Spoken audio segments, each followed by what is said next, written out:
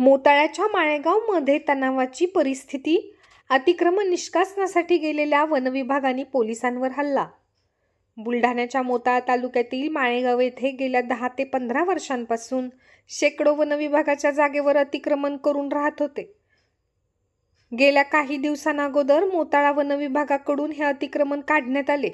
त्या ठिकाणी असलेले संपूर्ण वस्ती वनविभागाकडून खाली करण्यात आली होती। मात्र राज्याचे अधिवेशन सुरू होताच पुन्हा या ठिकाणी अतिक्रमणधारकांनी अतिक्रमण केले।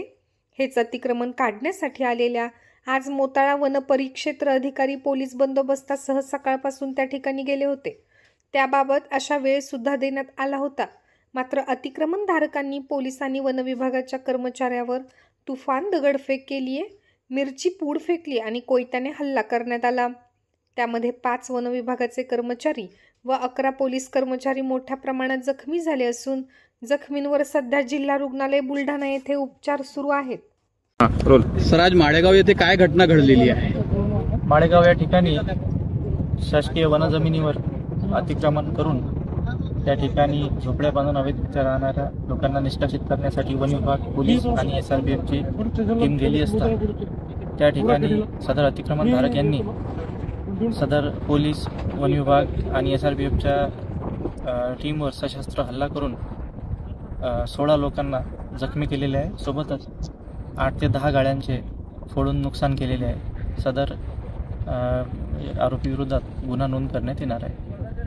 ठिकाणी सगळी तयारी होती, कारवाईसाठी एवढा वेळ का लागला? सुरुवातीला अतिक्रमणधारकांना त्यांचा अतिक्रमित क्षेत्रातील झोपड्या काढण्यासाठी दुपारी 2 वाजेपर्यंत वेळ देण्यात आला। त्यांच्या सांगण्यावरूनच सदरचा वेळ देण्यात आला होता, परंतु दिलेल्या वेळेमध्ये त्यांनी झोपड्या काढल्या नाही आणि जेव्हा प्रशासन कारवाई करण्यास गेले तेव्हा त्यांनी सशस्त्र हल्ला केला। असंही सांगण्यात होतं की काही कुठलं पत्र येणार आहे स्थगितीसाठी, त्याच्यामुळे थांबले होते, काय सांगाल? नाही, त्यांना वेळ देण्यात येत होता की त्यांनी स्वतःच्या हाताने स्वतःचं काढून घेण्यासाठी वेळ देण्यात आलेला होता। सध्या काय ठरलेलं आहे? प्रशासनाचे लोक जे अधिकारी आहेत ते परत गेलेले आहेत। जखमी लोकांना जिल्हा सामान्य रुग्णालयामध्ये भरती करण्यात आलेले आहे, त्यांच्यावर उपचार चालू आहे आणि यानंतर योग्य ती कायदेशीर कारवाई करण्यात येणार आहे। सर, या लोकांवर जे काही कर्मचारी हल्ला झाला, किती कर्मचारी जखमी आहेत आणि कशा माध्यमातून त्या नागरिकांनी हल्ला केलेला, कुठले शस्त्र होते? लाठ्या काठ्या, कोयता, मिरची पावडर, दगड यामार्फत हल्ला झालेला आहे आणि जिल्हा सामान्य रुग्णालयामध्ये किती जखमी लोक, त्याच्यामध्ये एकूण 17 कर्मचारी जे आहे ते जखमी आहे।